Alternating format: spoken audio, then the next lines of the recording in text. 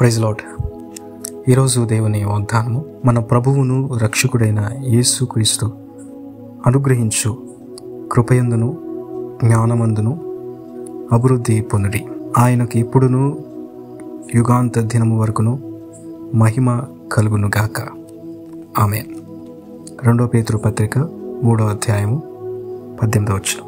ప్రియులరా, నిజంగా మన ప్రభు అయిన యేసుక్రీస్తు అనుగ్రహించు కృపయందును జ్ఞానమందును అభివృద్ధి చెందాలని వాక్యంలో చూస్తున్నాం.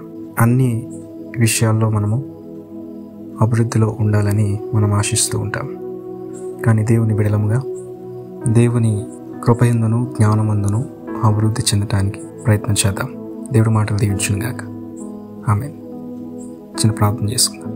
పరిశుద్ధుడా, నీకు వందనాలు, స్తోత్రాలు. ఈ దినం నీవిచ్చిన వాగ్దానం బట్టి నీకు వందనాలు. నీ కృపయందును జ్ఞానమందును మేమందరము అభివృద్ధి చెందటానికి కృప దయచేయండి.